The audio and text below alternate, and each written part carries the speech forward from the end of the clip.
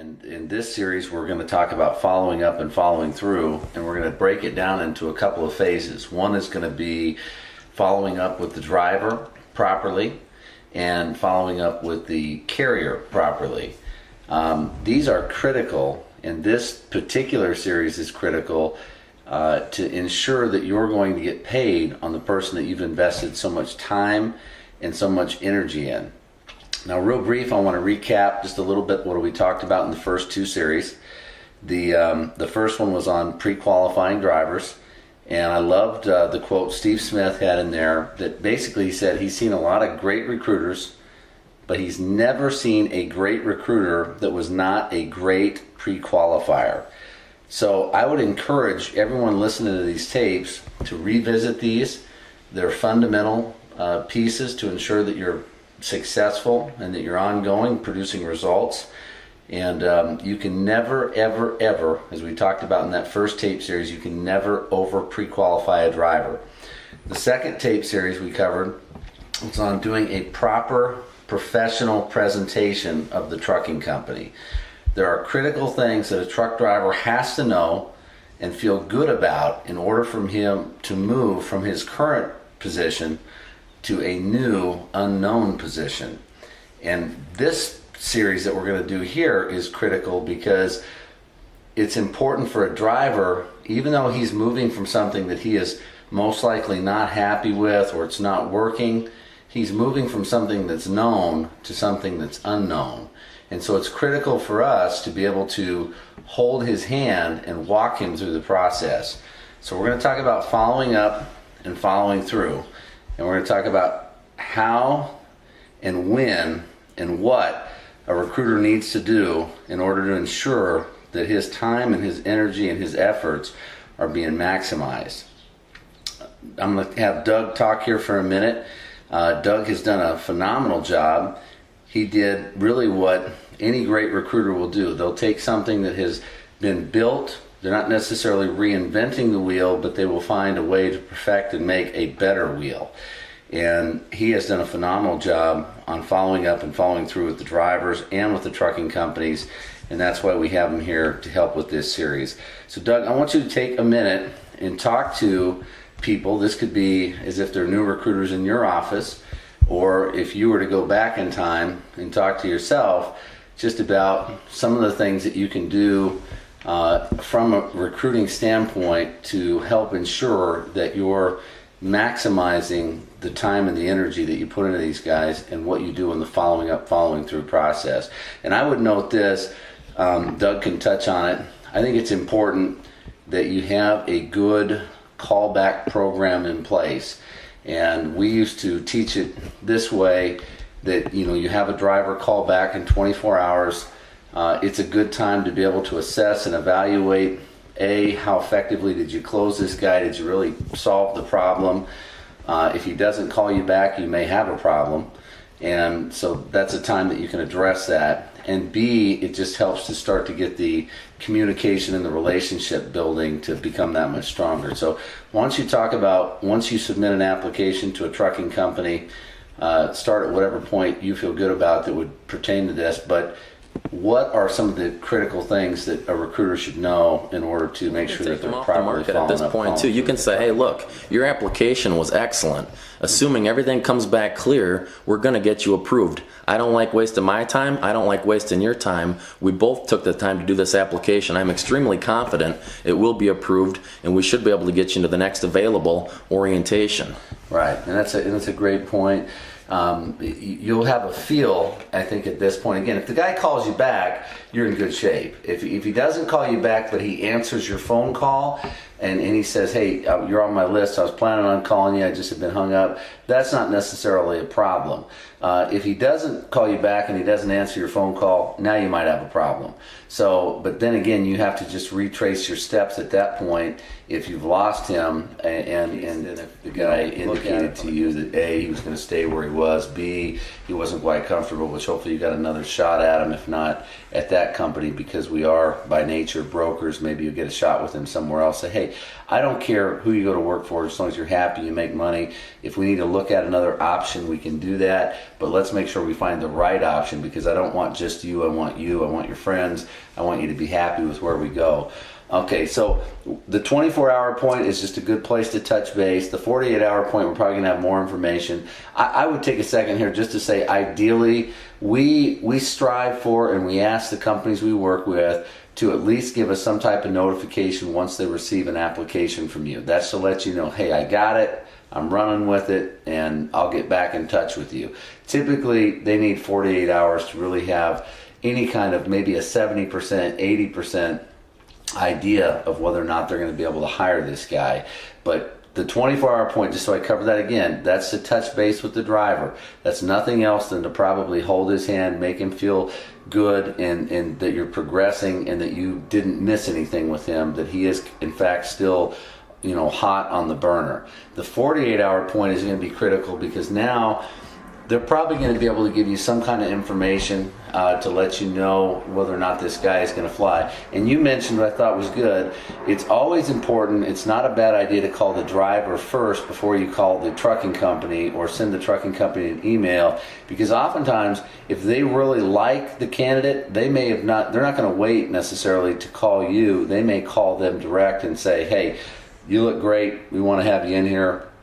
And so that communication may go directly to the driver. Some companies do it, that they do it through us. Some of them do it through the driver. Part of what we have to do is be able to adapt to the way they like to do business with us. And then it's up to us to decide if that meets within our parameters of comfort. You're talking about 48 hours. How many more times are you going to follow up and follow through and talk to this guy between the time you started and the time that guy physically gets driver into a almost truck? every day, and I'm going to talk to him every time there's an update on his file. Okay, now at 48 hours, these carriers should have, and it's not always the case, because you know they get swamped with applications sometimes, and it's just not possible to get to everything.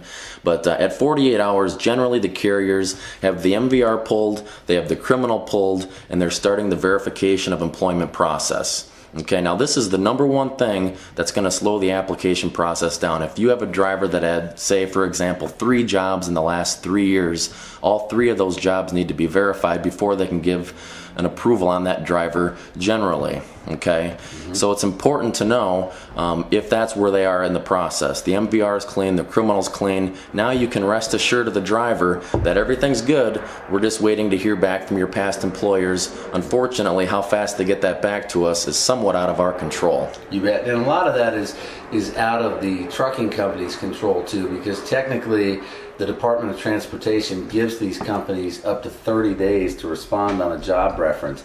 It's very important that you know as a recruiter that all trucking jobs by law have to be verified by the hiring company, including drug and alcohol results.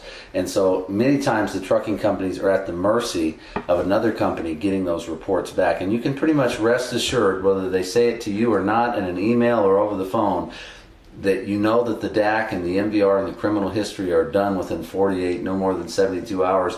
If a guy has still not been approved at that point, it has to do with his previous employment. It has to do with drug and alcohol test results getting back. It has to do with their legal department and their insurance company saying, yeah, we'll sign off on this guy. Sometimes they offer him a contingent. They'll say, we'll give him a job, and provided that nothing shows up after you get here, you're good to go. But usually they're going to wait to at least get that 3 years back, because by law that's a requirement. That's exactly right. And it's also important to communicate to the driver what's happening. What Scott just said, you can communicate to the driver, look, we're just waiting to hear back from your past employers. This is what we're waiting on. In some cases, you can ask the driver to help out. Maybe he came from a smaller carrier with 3 trucks, and John Doe, the truck owner, is not getting back to Transport America, for example. Have the driver step in and help. Have him walk over to his house. Have them just give them a phone call and say, hey, could you please get that verification of employment back to Transport America? It's the little things like that that'll make a big difference in getting your application approved in a timely manner. To also chime in here, you mentioned right there about getting your application approved in a timely manner. It's important to note, and we covered some of this in the pre-qualifying, and I think may have even touched on a little bit in the proper presentation, but it is critical that the applications are done completely, that they're done neatly, that they are legible, and that all the information that the trucking company needs is at their fingertips. And if you don't have things, if there's things that are missing, if there's gaps in employment, if there's not details on incidents and accidents, and things on their driving record or their background, criminal history, or terminations of employment, those are all things that are going to delay the process. So to the degree that we have power to control from our side the processing time, we need to do that. You touched on getting the driver involved. What you want to do, Scott, is you want to put your shoes as if you were the processor. You want to envision, what if I was processing this file? What information am I going to need to get an approval? Okay, are there gaps of unemployment on the application? If so, we need to say on the application what those gaps of unemployment were and what that driver was doing. Are the phone numbers accurate? Are they going to work when they call these places? Is it going to ring? Is somebody going to answer? Okay. It's important to type the applications. I never send in an application with chicken scratch that the driver jotted down. I always retype the applications so it can be read quickly. And trust me, processors at these carriers are definitely gonna, if they see one application that's typed and one application that's not typed, which one would you pick up first? You bet. Okay. You bet. And it's important, even as you mentioned about retyping an application, I think it's important that in general the recruiter is always the one that takes the application themselves, because if there are questions, you're able to get the detailed information that's going to be necessary to make a decision on this guy.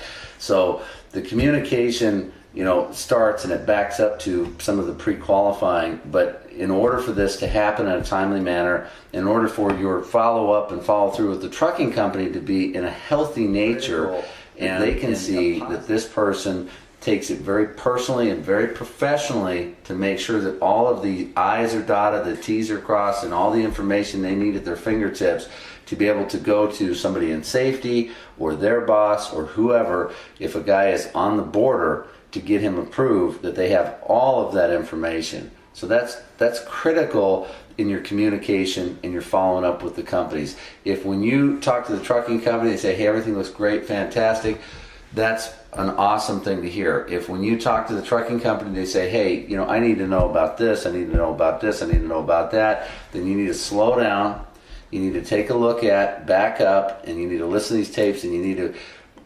refocus and make sure that if you send in an application, that release form is attached. Okay, if there's a driver that had self-employment, those W-2s or 1099s should go along in with that application and release form, because we know that they're going to be asking for that information. So take as many flaming hoops away from the carriers you possibly can. If we can make their job easier, it's definitely going to get processed a lot quicker and more efficiently, of course. You bet. And with that preemptively, again, you're going back and we're touching on some old stuff, but a lot of times it's not a bad thing. Repetition is a good thing. And I always loved my coach in high school football. It's not practice that makes perfect, it's perfect practice that makes perfect. He used to say you could practice the wrong thing all day and master it, and that's not a good thing. So you got to back up, go through the fundamentals, pre-qualifying, all of the things that are going to be potential roadblocks or hang-ups, whether it's unemployment, whether it's medical stuff, if they indicate they have medications they're on, the carrier is going to want more information on that. It's going to be important that you provide them with all the stuff that they need to help this application get a thumbs up or a thumbs down as quickly as is possible within the parameters that they have to work with. It's probably a good idea to get the release form first, because we don't want to leave these carriers stranded with no release form after they ran the MVR and criminal, so they can do the verification of employment. So before we're doing those applications, I think it's also very important to get the release forms up front before we type those into 10th Street. You bet. Well, and another thing is, I personally, the philosophy that we would preach is you don't submit an application without a release form. If a guy is serious about a job, if he's really sold on that job, he's going to get you a release form. It costs the trucking companies time and money and energy and effort to process any file that we submit to them. So we want to make sure that this guy is as golden as possible, and it's going to help them to get the stuff back they need as quick as they possibly can get it back. And so the more they have, the release form is critical. They can't get a DNA, drug and alcohol, they can't get a reference back, they can't get any of the things done that they truly need done to be able to be within the DOT guidelines and parameters for making a decision on a guy. So it's a good point you brought up. Get the release form, get everything that they need. Is there something else that you would think about in the communication process as far as talking to this guy? Do you talk to the guy once he's at orientation? What do you do in the scenario from the time the guy is now? Well, assuming all these actions were taken properly, you really should have an approval after 2 to 3 days of submitting the application. And once that approval comes, yes, now we got to get this driver scheduled for orientation. And you got 2 scenarios. 1, the driver's currently employed, or 2, the guy's sitting on the couch at home. Okay, so it's always important, number 1, for the guy that's sitting at home, you want to put a sense of urgency to get him into orientation as fast as possible to take him off the market. Okay, if he's got weddings, if he has vacations, that guy is not 100% serious to get back to work as fast as he probably should be. So you want to definitely light a fire under his butt to get him into orientation as fast as possible. The other scenario, when the guy's currently employed, you got to be a little more delicate with these guys, but you still have to coach him properly, and you might even have to tell him how to turn in his truck, when he should turn in his truck, and how he should notify his carrier that he's leaving and he found another job. And a lot of these carriers right now, they know that it's easier to retain a driver than it is to hire a new one. So they're gonna do everything they can to hold on to that driver, and you got to warm your driver up for that phone call because he's gonna get it. Sure.